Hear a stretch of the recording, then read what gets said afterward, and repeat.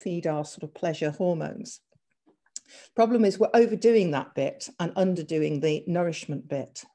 And the calories in, calories out idea is just too simplistic. I've chosen here two sorts of foods that have roughly the same calorific value, but I hope you'd agree with me that there's going to be an awful lot more nutrition in that vegetable curry than there is in the donut. But you could eat your 2,000 calories a day, which is the sort of typical amount that particularly women are advised to eat on a daily basis. You could eat it all in donuts, but that's not going to do you any good. You're going to become maybe overfed but undernourished because you won't be getting all the vitamins and important nutrients from that donut. The vegetable curry is going to be a much better use of your 260 odd calories. So we'd rather people don't get obsessed about the calorific value of foods more than nutritious value. And basically carbohydrates are empty calories. They don't offer the body an awful lot in the way of nourishment. They might give you a little bit of energy, but if you're overeating them, that energy is going to get stored as fat in your body. And that, of course, is the way the body was designed to work for feast and famine, because our forefathers didn't have the certainty of food being available that we have today. And therefore, we're designed to store a bit of fat when we overeat so that we can cope with the periods when we undereat. But today, very few of us are undereating at all. So we've really got to be looking at what nourishment we're taking on board. So the public health collaboration's answer to the Eat Well plate is this diagram, where we really want people to concentrate on eating good protein and healthy fats that occur naturally, not processed oils and fats, but fats that occur in nature, be it animal or vegetable. And the carbohydrates that we encourage you to eat are the naturally occurring ones, those that you will find in vegetables and a little bit of fruit. I'll talk a little bit more about fruit in a moment, but really we should be getting most of our nutrients from things that occur in nature, not processed in a factory. Oops. So no to the Eat Well guide, and please try and base what you eat on the diagram there. And just to further illustrate how bad so many of the processed foods are, a wonderful GP called Dr. David Unwin, who is one of the pioneers in this country for looking at low carb and working with his diabetic patients and having terrific success, not because he found out about it in the first place. One of his patients sorted herself out, and then after she'd sorted herself out, came to see him, and he could not believe how well she was, how much weight she'd lost, and how well her diabetes was controlled. So he found out what she'd been doing, and that tweaked an interest in his own head, and he went off and researched it, and now he's one of the main proponents in the country for low carb management. And he came up with this lovely pictorial idea of helping people to be able to see what common foods, how much sugar, the things that we eat and are being hoodwinked into believing are healthy for us. Now, can I just point out that these breakfast cereals here, they are talking about 30-gram portions. This is minuscule. Most people are probably eating 3 times that amount. And yet, if you eat these common breakfast cereals, you're having anywhere between 4 or 5 up to 10 teaspoons of sugar. And that's not counting the milk that you might be having with it as well, which has a little bit of lactose in. So that'll be adding even more sugar. If you combine that with a piece of toast, maybe with some jam or marmalade on it, then you're absolutely raking up the sugar to maybe a level of 25 to 30 teaspoons of sugar just for your breakfast. But he's produced these sort of charts now for lots of common foods. And unfortunately, I know many of you are probably keen on rice. You eat a lot of rice. A standard sort of 150-gram portion of rice contains all these teaspoons of sugar, over 10. What happens is when every time you have a really carb-loaded meal, it spikes your blood sugar, causes this outpouring of insulin, which drives the sugar, if you're still insulin sensitive, into your cells, and very quickly you will be hungry again. But unfortunately, when this is happening over and over again, your insulin, the insulin resistance, should I say, develops, and that sugar is not going into your tissues, it's staying in your blood where it's doing an awful lot of harm. So we really do need to pay attention to how much of this sugar is floating around and try to reduce how much we're putting into the body in the first place, and that helps greatly for the body to function more efficiently. And even some of the fruits, I said I'd talk a bit more about fruit. The banana is hailed as the wonderful snack. Unfortunately, you know, you almost might as well eat a Mars bar in terms of how much sugar is going to go into your bloodstream as a result of eating that banana. Grapes are another thing that's very easy to eat a lot of because they're sweet and they're really tasty, but they as well contain a lot of sugar. The berries at the bottom end, strawberries, blueberries, blackberries, raspberries, all of those have got a very high fiber content, gram for gram, and therefore less of that sugar gets absorbed by the body. So they are healthier fruits to eat. So when we talk about eating fruits on a low carb diet, we're really referring mostly to the berries. So what we encourage people to eat is the best quality real food that you can afford. So when we talk about real food, we talk about stuff that is as nature produced it, not a factory. So if you can tolerate and you are able to eat dairy, dairy is very healthy. Eggs are one of nature's most perfect foods, highly nutritious, and a great speedy food to prepare if you're after a quick breakfast or a quick snack lunch or whatever. And then I appreciate many of you may be vegetarian, but if you're not vegetarian, then fresh meat. And again, we want to encourage sustainable farming. So I'd rather eat less meat and buy it from a free range butcher rather than factory produced. Poultry, fish, seafood, all of these are highly nutritious. All vegetables that grow above the ground will have very little carbohydrate in them. We need to watch the root vegetables, those that grow below the ground, because they, as they are roots, they do store a lot of energy as carbohydrate, and therefore they are slightly more high carb than the leafy vegetables. So we need to keep control over how much of those we eat. When it comes to fats, fats do not do you any harm if they are naturally occurring fats. So butter, ghee, lard, all of those naturally occurring animal-based fats are fine. Olive oil, coconut oil, avocado oil, cold-pressed oils are very, very healthy. Seed oils that have been produced in a factory, I love the way they call them vegetable oils. I haven't seen many vegetables that actually contain oil. So it's the seeds that are ground down and processed with all sorts of chemicals that produce vegetable oil, and these are truly harmful. So we want to avoid those as much as possible. And then, as I mentioned, small amounts of fruit and berries. Beware of the very, very sweet fruits, the tropical fruits. They are basically nature's candy. And the manufacturers know how much of a sweet tooth the human being has, and they have cultivated their fruits over the last few decades to be sweeter and sweeter. I think if many of us ate an apple that existed when our parents were alive, we would not like it because it would be very bitter to us. So unfortunately, the sweeter fruits have got even sweeter in recent decades, and therefore are even more disastrous for us to eat. So avoid all processed foods. Foods that are made in a factory, really be careful. Tinned and frozen foods are fine if they are as much in their natural state as possible. I mean, frozen vegetables are usually more nutritious than fresh because they've been frozen within hours of being picked and they've had nothing else added to them.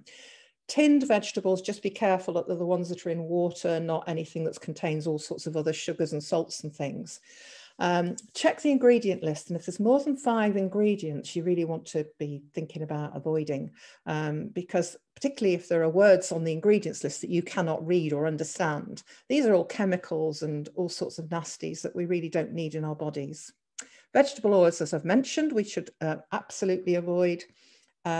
Unfortunately, and again, we need to be looking at using nut flours and so forth for baking rather than wheat-based flours because they are very high carb and very quickly get broken down into sugar. So wheat-based flour products, bread and pasta, unfortunately, are not great.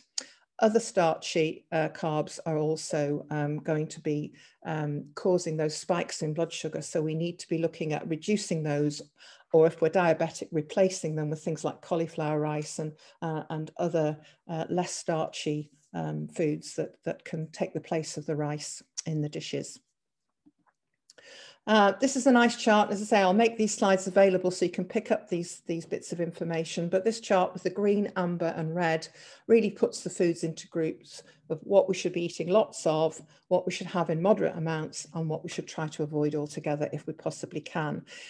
I find with people I'm advising about weight loss, this is not people who've got diabetes, but people who just want to lose weight, that once they've achieved the weights that they're happy and comfortable with, then adopt the 80-20 rule, where 80% of the time you're eating from the green and the amber, and then occasionally for treats, you can have one or two of the banned substances, as I call them in our house.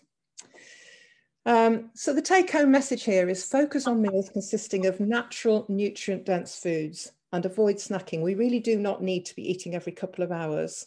And in fact, there's lots of research now going on what we call intermittent fasting, where we only eat twice or even sometimes once a day. Our bodies are well able to cope with that. It's really come from the manufacturers of all these snacks, the idea that we need to be eating constantly. Our bodies function better if we have nice big gaps between our meals. But intermittent fasting is a talk for another day, but focus on your main meals, making them nutrient dense, and then you won't be hungry in between meals. Avoid the processed foods. Forget the calories in, calories out model. Exercise is really, really important for your general health. It's incredibly important, but you cannot outrun a bad diet. So don't think because you've been for a nice walk today or you've been to the gym, you can go and tuck into those high carb treats. It doesn't work like that, unfortunately. And if there's more than 5 ingredients on the label, probably best to not put it back on the shelf. There are lots of good websites now that have a huge amount of information on low carb eating. PHC, the organisation I represent, has got its own website with quite a bit of information, but Ditch the Carbs, Diet Doctor. Now, Diet Doctor is a particularly good website with a huge amount of information. Fat is My Friend is run by a GP up this end of the country near Warrington, and the Low Carb Kitchen is another one that's run by somebody who's had success with low carb eating and is very useful and educational. There are some fantastic films for you to watch as well to get a bit of motivation and inspiration, and I've listed just a few on here, but you will get links to many more, particularly on Diet Doctor. So that was really all I wanted to say, and I'm more than happy to take questions now, but I know we've also got the GP online who wants to say a few words as well. So I'll hand over, stop sharing my screen and hand back to the chair.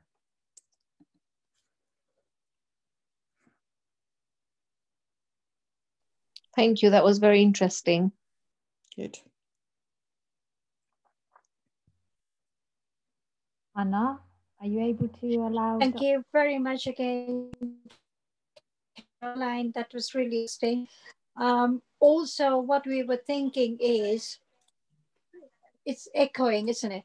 What I was also thinking is, if people in our groups, if all the ladies and gentlemen who really want to lose weight, willing to open another group, and with your help and Davina and Tracy and Hugo, would you able to guide us to lose weight? Absolutely. We're doing a lot of this now. I mean, our ideal is to run face-to-face meetings, which we were doing in the public health collaboration prior to lockdown. But a lot of us have now got good Zoom meetings going, and, you know, it can work very well, especially if we have slightly smaller numbers perhaps than we've got tonight, because it allows for a bit more interaction and sharing of stories and problems and issues and so forth. But yeah, I think public health collaboration very much wants to get as many support groups going as possible to encourage people to, you know, it's always important, but it's never been more important than it is at the current time for people to get their weight under control and to prevent diabetes. Yes, sitting at home with this COVID, not able to go out for gym or walks, or walks is restricted for some as well. So for me, example, I can't walk anyway, but a diet like this would help me to reduce wherever I need to reduce. So it will be really appreciated if you can help us out. Yeah. If there's any Q&As, Tracy, Davina? Yeah. People are asking what fruits are good for diabetics. Sorry, can you say that again? What fruits are good for diabetics? Fruit. Yeah. I mean, shall we do this before we answer the question? Shall we just let Dr. Kesar just say what you were? Yeah, absolutely. Hannah, are you able to give Dr. the access to present? They need to mute themselves, unmute themselves. Yes, I'm unmuted. So can you hear me? Yes, we can. Thank you. Brilliant. Is it worthwhile me sharing the screen as well? Then I think, Caroline, that's an excellent presentation. Thank you very much. And I think mine will probably carry on for the Asian population following what you've actually said. And I will say straight away, I totally support everything that Caroline has said so far. And it is equally applicable to our ethnic minority population. And I hope I can add on a little bit more focused points to support that. Now, if I share my screen and let's see whether it works. Right, does it work? Multiple. Can you hear? Can you see that? Yeah, Brilliant. Yes. Okay. I'll try to be as quick as I can, but forgive me if it goes on for an extra few minutes. I hope it'll be very relevant and you'll be interested. Okay. So how do I turn this on? You have to use the arrows at the bottom. Yeah. There we are. Okay. This is the size of the problem. Okay. In the UK, 4% of the UK population are diabetic, up to 6%, if you look at it overall, but sorry, 4% of the UK population are South Asians, but 8% of the diabetics are Asians, okay? It's 6 times more likely in our South Asian population than the Caucasians. And one of the things that's associated with it is the high risk of cardiovascular disease, the heart disease. I won't go into prevalence why, because that's a different talk, but this is a slide which really hits it on the head. The second column from the bottom, over the space of about 34 years, there has been a 442% increase in diabetics in patients from the Indian subcontinent. That's how much it's grown, and it's growing. It is very, very high, and it's very important. I've got a practice of just over 10,500 patients. 90% of them are from the South Asian population. 12% of the whole practice, which is from birth up to 101 years, is diabetic at the moment. If you just look at the adults over 17 years of age, 22% of them are either diabetics or pre-diabetics. And if you go up higher up to the age of 65 to 75, nearly 60%, so that's 6 out of every 10 patient is either a diabetic or a pre-diabetic. Diabetes prevalence is 47% in the 65-year-olds in my practice. And you got the graph on the right-hand side, which just summarizes how it shoots up. I was just looking at, this is a slide from about 4 years ago. It's got worse in the last 4 years, okay? The patients are getting younger. I've got 18-year-olds, Asians, who are getting type 2 diabetes. And so that's one thing. Now, this is the other reason why it's so important. Diabetes type 2 is probably one of the commonest causes for amputations, one of the commonest causes of blindness, commonest cause of heart attacks, kidney failure, strokes. You know, I mean, that's how big the problem is, and that's how it's affecting the individual cases and also the whole society at the moment. Now, how can you address this? Caroline's actually summarized it beautifully. The bottom line is not anything else apart from nutrition. Nutrition has, the bad nutrition has contributed to the obesity epidemic. Type 2 diabetes goes hand in hand in that. So these are the kind of things that we as Asians can try to focus on. Flour-based foods, Chapatis, rotis, naans, parathas, breads, rolls, pita breads, pastas, pizzas, biscuits, cakes, familiar in every household. Rice, potatoes, very substantial in our curries and our meals. Cereals, it's the popular thing that everybody wants to have because it's a healthy cereal in the morning. You must have breakfast, you must have your porridge or your Weetabix or shredded wheats, etc. I'll come down to show you in a graph so it's easy to understand what that causes to your sugar. Caroline is also focused on fruits. The other thing is drinks, juices. Apple juice, orange juice from a cartoon, supposed to be very healthy, but it contains a hell of a lot of sugar. Okay, I'll just move on. I won't go into the other green bits. These are the kind of things that we can make choices on. These are the kind of things that are low in carbohydrates. The general vegetables, the leafy vegetables that Caroline mentioned, above ground, which is substantial in our curries. The dals, although they contain a significant amount of carbohydrates as to the usage, I actually believe that part of that is the fiber, so it's healthy. It's not as dense as the processed foods that we sometimes indulge in. So dals, and it's such a basic part of our culture, the Asians, that if you start taking the chapatis and the dals away, I think we're going to have a riot. People will be saying, well, what can you eat? So I'll just include that in there. Eggs, meat, fish, cheese, salads, natural yogurt, that homemade yogurt that grandma and mum used to make at the house. It all needs to come in, but not the flavored yogurts that you can get from Tesco's and Safeways, etc., etc. Ghee is back in, definitely back in, because it's natural, it's healthy, it is a million times better than the vegetable oils that are being sold out there for cooking. Right, an example. This is a diabetic, type 2 diabetic, healthy. He eats healthy porridge one day in the morning, and look what happens to the blood sugar. The one in blue, okay, it shoots up to 16 to 17 millimoles, which is way high.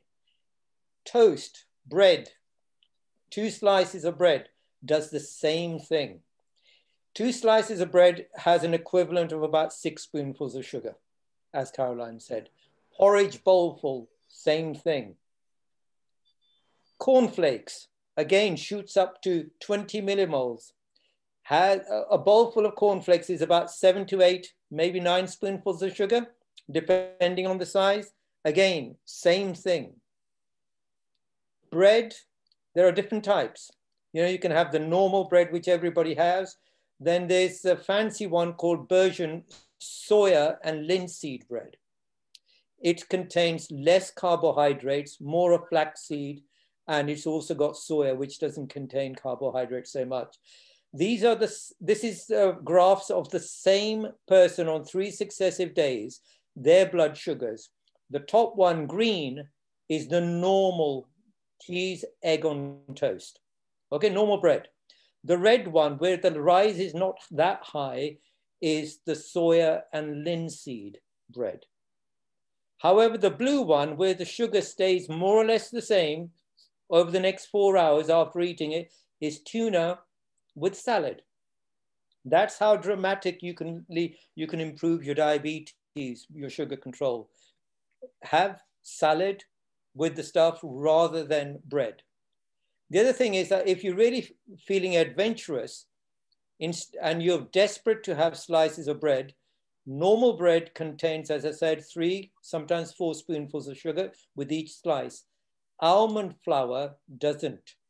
Very minimal amount of carbohydrates in there. It is healthier, but it is obviously a lot more difficult to make the bread. You need to experiment, and it's not so readily available. So that's where the difficulty is. But if you can get it, all well and good. Chapatis, mainstay in our culture, apart from rice and chapatis. So 1 chapati, average size, contributes nearly 6 spoonfuls of sugar once it's digested. So the average person has two chapatis with their meals. That's 12 spoonfuls of sugar. You need to have alternatives. You can either ideally give up or minimize the amount of chapatis you have. But if you're really desperate, then there are alternatives of the flour, which is a little bit more difficult to make the chapatis, but they have much healthier benefits. You can mix the flour. You can end up having partly soya atta, which is very, very minimal in carbohydrates, also, although some authorities do not recommend it. But if you mix it up with wheat flour and or besan or chickpea flour, it'll lower the carbohydrate content. And the chickpea flour, the besan flour, contains more proteins, and that helps to improve this, the actual absorption, what we call the glycemic index. It slows down the absorption, so it helps with the diabetes in that manner. Commercially, there is a flour that one of the medical doctors has contributed in forming, and it's available on Amazon. It's called fiber flour. It contains 1/3 of the quantity of carbohydrates as the normal wheat flour. So it's well worthwhile trying that. Now, this is what happens with 2 chapatis with a vegetable curry, which is full of potatoes and some dal in this particular example patient who's a diabetic. He has 2 chapatis with his meal curries in the evening, and his blood sugar shoots up to about 11 to 12, and it stays up until about 2:30 in the morning. This is important because majority of the time our Asians tend to eat the main meal with the chapatis in the evening when they come back from work or they're having their family meal, and then they sit down and then go to bed. The sugar stays high for a long time. Now, if you actually just change the flour of your chapatis or miss out the chapatis and cut out the potatoes, this is the kind of difference the same person has. See the blue line at the bottom? That is what their sugar is with the same sort of chapati and dal meal, but changing the flour and the chapatis and the potatoes. And that is the kind of thing that you can achieve without medication. Right. If you have no chapatis, but for the people who actually eat meat, they can have their vegetable curries and the meat curries, but with salad, no chapatis, the blood sugar remains more or less level throughout without medications. But if they have chapatis with meat, a bit more fat, then again, the chapatis shoots up the sugar to about 20, but without the chapatis, it is flat, okay? Now, the other thing is rice. This slide just gives you a small proportion of rice. It contains about 80 grams of carbohydrates. About 100 grams of wheat flour for chapatis contains about 65 to 70% grams of carbohydrates. So it's more or less the same, chapatis or rice. Now, if you're not having chapatis or rice, what can you have? This I show to my patients. For the people who eat meat, their mouth is drooling. You know, this lovely chicken curry with dal, etc., with salad at the bottom. Chop up the salad, whatever you want in there. It's healthy, natural foods, and you put in whatever curry you want to put on top. If you are vegetarian, you can have your vegetable curries and the salad and the dals. It tastes just as nice, does not raise the sugar. Karela or bitter gourd is a very commonly used and familiar vegetable in Asian curries, Asian continent. And this is what happens using Karela. This chap had 2 pita breads with their curry on one day and a different curry the next day. But the third day, he ended up having Karela or bitter gourd with it, curry, and that's how flat his sugar level was. The Karela or bitter gourd does contain ingredients which helps with sugar control. That's why some of the patients tend to have gorillas with their salads or their juices in the morning with their meals. It does help to some degree. It may not help to the same extent with everybody, but it's well worthwhile trying. Then specifics, pasta. Everybody loves their pasta these days, but this is what happens with pasta. Remember the graph with the chapatis and the rice and the cereals? Same sort of pattern, up to 20, blood sugar goes up to about 20. Same sort of pattern with pasta. It is no better. Pizzas, everybody's favorite meal on Friday evening with the family, you know, but this is what happens with the pizza because it's made with the flour, a lot of it, it just shoots up the sugar through to the night until the early hours of the morning, up to 26 to 27 value of blood sugar, you know. So pratas. Pratas is a little bit mixed because it contains ghee, which slows down the GI, the absorption a little bit. But the main reason for bringing this out now is that eating the main meal, we're all used to eating the main meal in the evening. But if you have a prata in the morning, you're up and about, you're using it up, it won't have the same effect as if you have it at nighttime. In the morning, it would have gone up for about 3-4 hours. At nighttime, it will stay up for a lot longer because that's your main meal. It'll be a heavier meal. So be careful, have your lighter meal at nighttime and certainly minimal carbohydrates at nighttime. That will help you. Right, specifics. Protein in food or natural fats helps to slow down the absorption of the carbohydrates and reduces the conversion or slows down the conversion to blood sugar. So if you have your carbohydrates with meat, protein, or with, say, ghee, it will be a little bit slower, the absorption. It can help a little bit. I'm not advocating that you have lots of fat.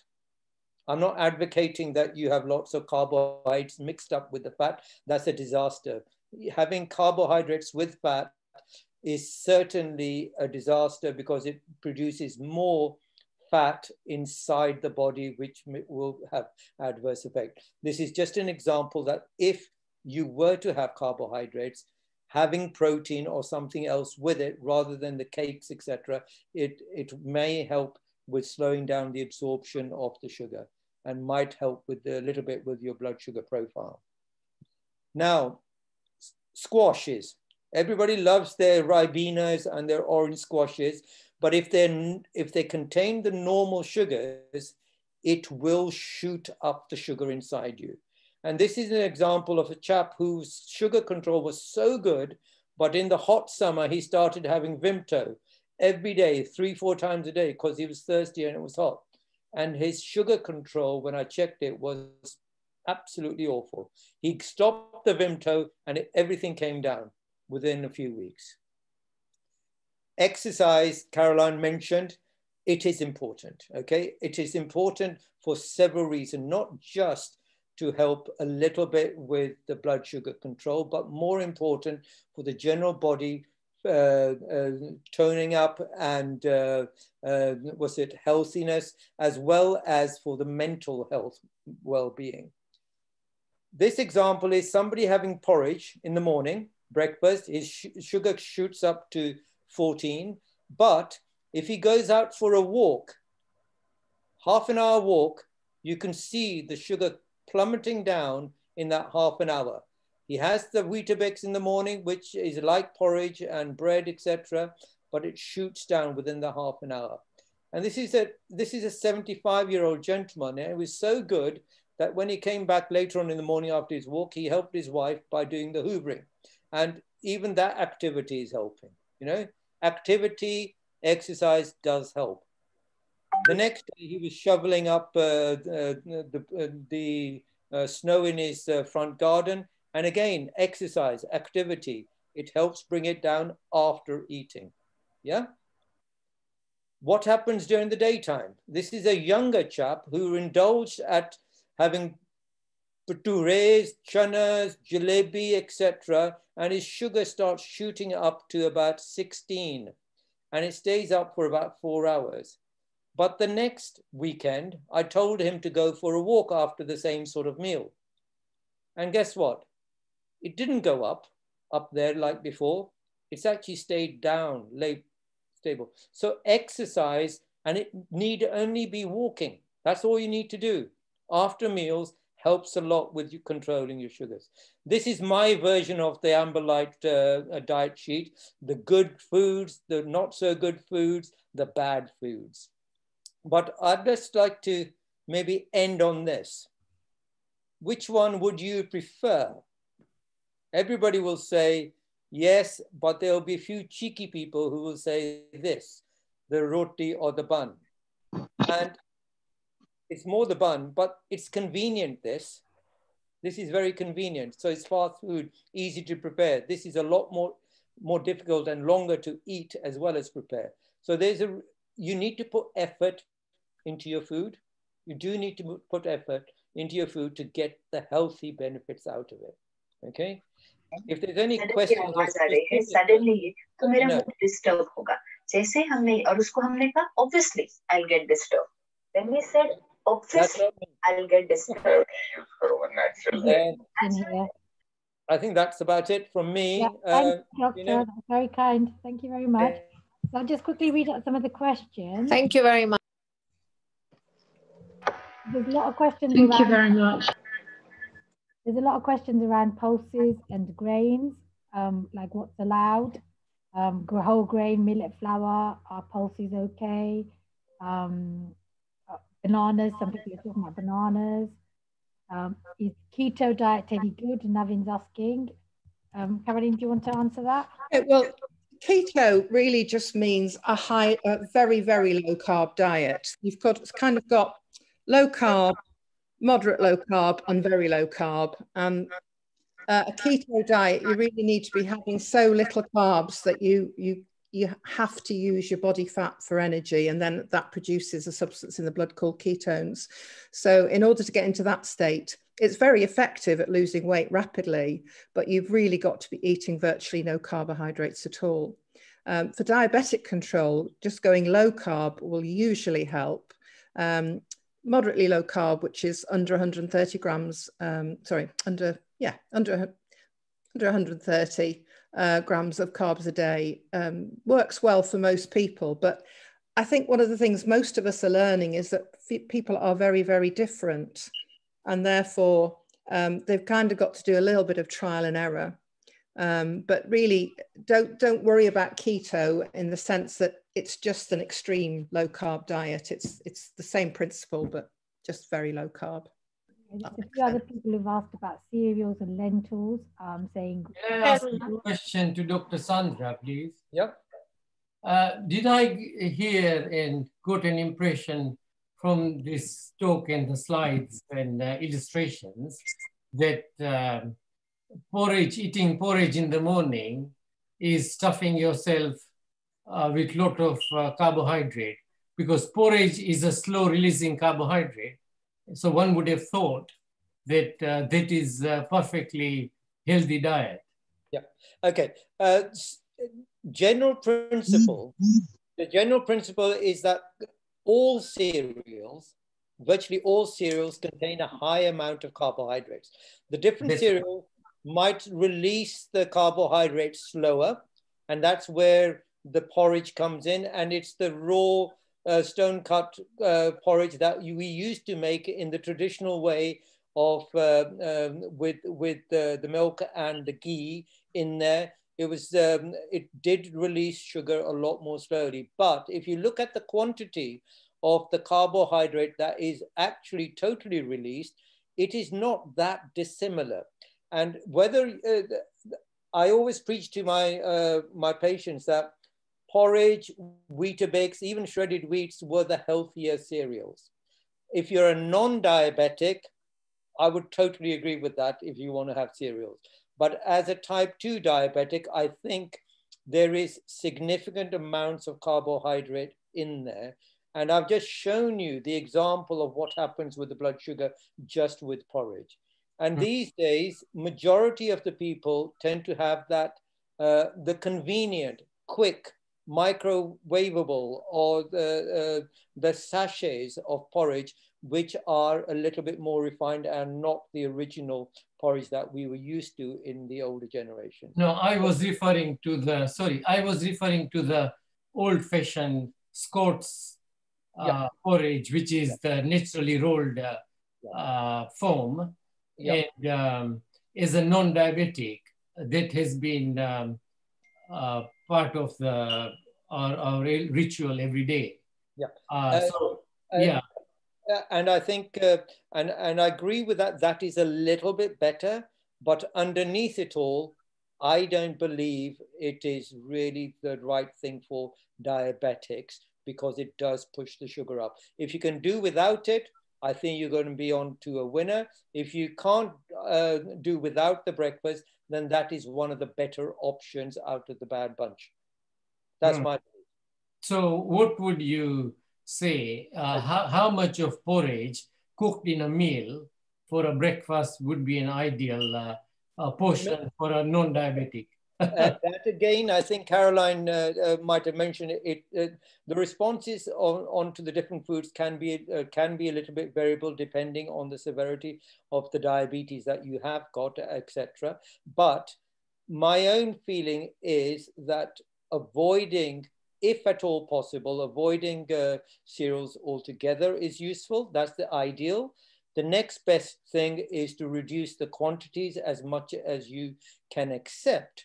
That is better. And the third thing is that if you really can't do without cereals, then the smaller the better for you. That's my belief.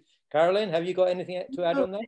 I agree. I mean, if people have access to being able to monitor their blood sugar for a little while, it can be quite helpful, because some people are lucky and they can tolerate porridge, or they can tolerate rice, or they can tolerate a banana quite well, whereas other people find that those things shoot up their blood sugar.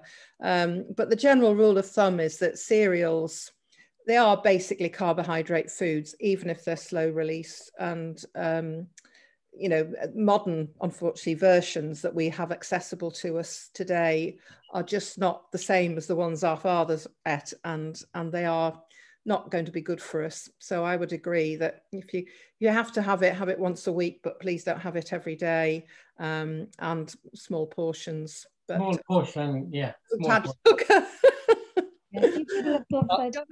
Sadra, could I perhaps ask you a question about the effect on your cholesterol? I've been sort of following the public health collaboration for about 2.5 years. I'm of Asian origin. I have parents that are type 2 diabetics with cardiovascular sort of illnesses. I'm sort of in my late 40s. I'm not particularly overweight. I don't have any diabetes yet, but I'm basically want to prevent having those type of illnesses that I'm prone to. So although I've not been following a very strict low carbohydrate diet, I have reduced my carbohydrate, and I have increased my healthy natural fats and somewhat protein and vegetables. And on a yearly basis, I have had my lipids, my cholesterol checked by my GP, who's kindly done that for me. And I've noticed that my total cholesterol has gone up, although my HDL, which is the good cholesterol, has gone up as well, and my triglycerides have gone down. So although my total cholesterol's gone up, and my say my non-HDL cholesterol's also gone up, I think overall the profile is better. But because I'm not very new to low carbohydrate, but I know my GP is, and also because of my family history of the effects that I've said, I'm still a little bit twitchy about my profile, and I have read that it's better to look at perhaps the HDL triglyceride ratio which, you know, I presume it's just a division that you do, and there's a range which I'm not quite sure of what it is, but I was just wondering what you could say or comment on something like that, because I was reading up that, you know, if you do feel that there is a underlying sort of cardiac issue, then you would go on to sort of do further testing, like apolipoprotein levels, which are not available on the NHS.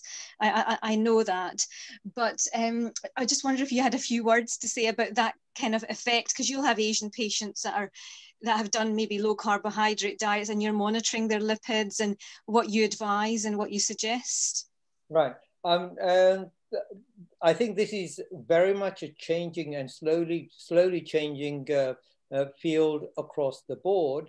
It's taken a long time for people to come on board with this. What we have realized, and a significant number, and the numbers growing, is that saturated fats, which has previously been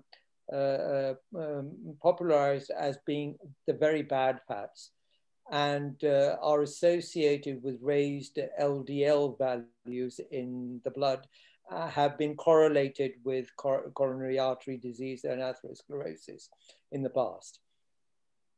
There is a big history as to how that sort of belief has come through, which is for another day. But there's been a lot of challenge over the last 30 to 40 plus years.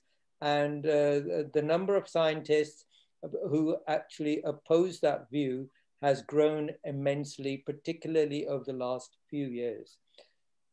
As regards the measurements that you're talking about, GPs and the medical profession as a whole are still following guidelines which have been almost sort of cemented over the last 40 years from the food industry and the pharmaceutical industry. But what we've discovered is that total cholesterol itself, up to about 7 to 8, is probably not that relevant in risk. HDL, the good cholesterol, and the triglycerides are probably the two most important aspects of cholesterol profile. The LDL cholesterol is not something that is directly measurable. It is calculated. It's a theoretical calculation.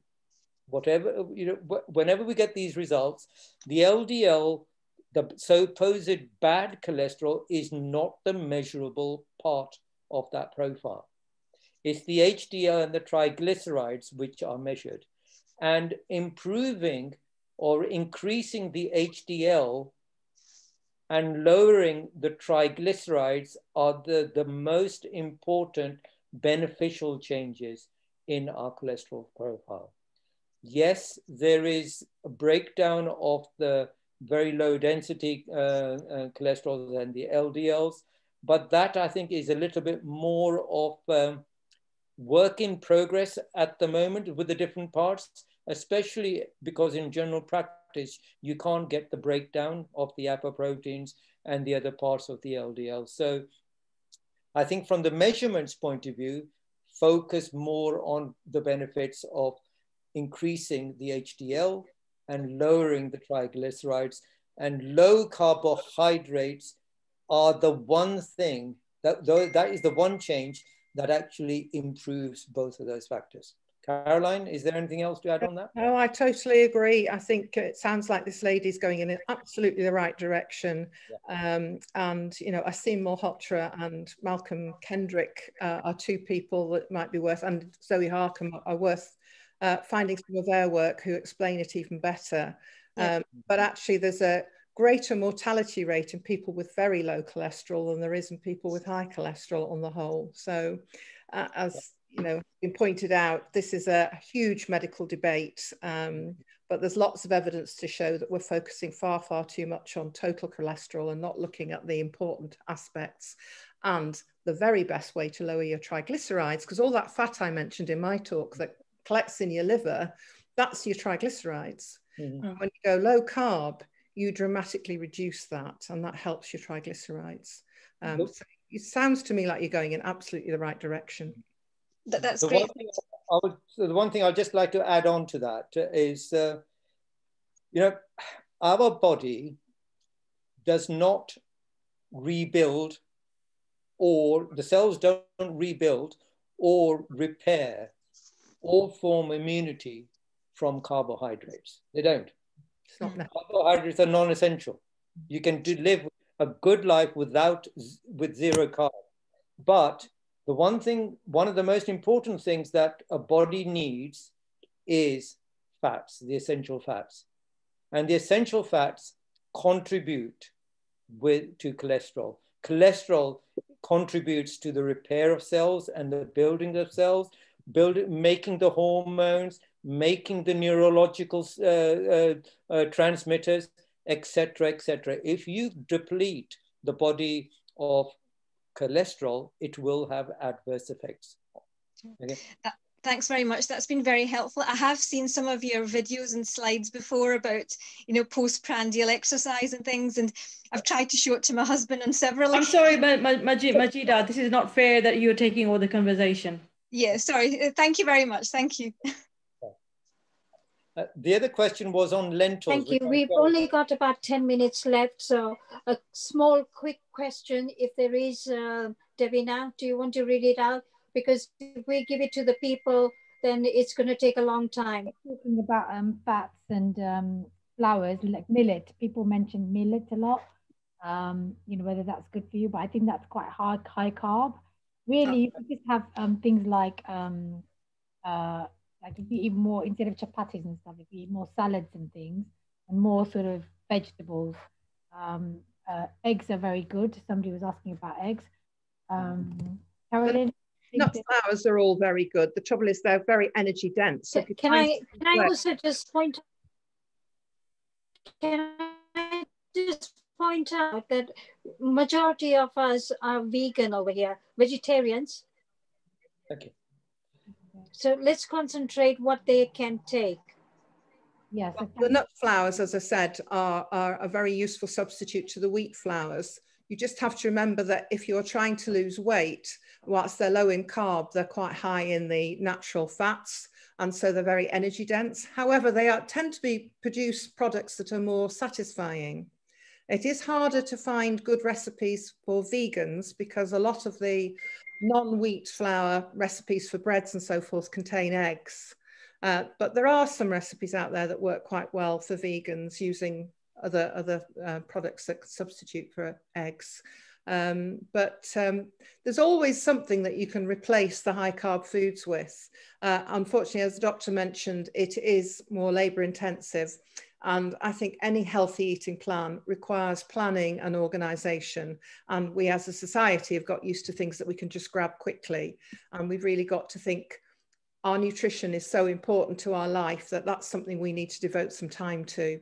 And you know, put priority back on healthy eating, and it can mean planning and preparation.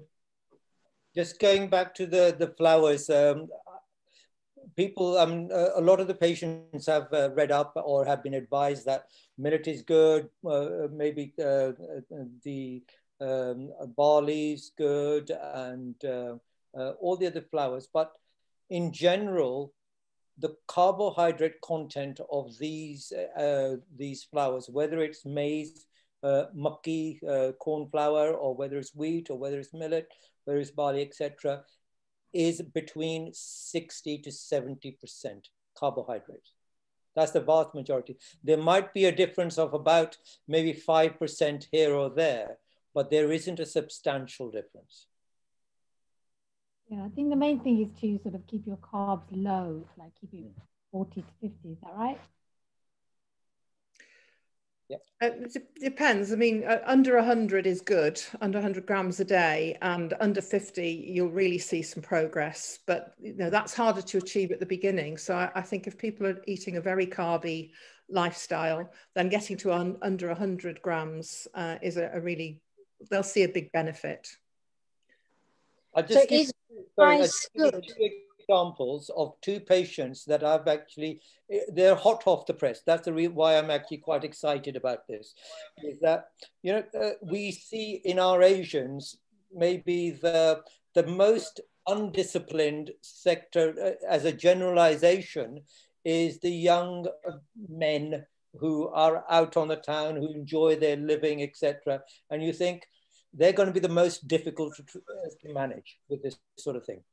I've had 3 examples in the last 3 months of between the ages of 26 and 35, new diabetics with an HbA1c of over 100 who have just enjoyed their food, low carbohydrate food, over 3 months have managed to reduce their HbA1c from over 100 down to below 50.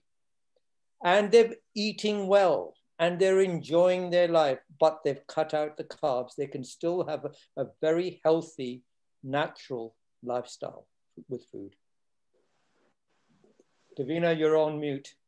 I was just going to say, you actually feel less hungry if you're eating less carbohydrates. Yep. If you're eating more of the fats, everyone's fearing fats, but if you're eating more things like ghee and coconut oil and things like that, that actually fills you up. You don't feel as hungry. I know I've done it myself. So, you know, and my sugar level was 43 and it's dropped down to 35. And I don't do strict low carb. I'm just like making sure I do a bit of intermittent fasting, and, you know, being careful what I eat, mostly eating real foods. I mean, there are support groups. I think Panda was saying that she was thinking of setting up a support group, and Carolyn, myself, and Daksha would be willing to help out in supporting that. And Doctor, if you know, he can be our guest speaker whenever we need to reach out, if he's available. Fine. Thank you very much to Carolyn and Dr.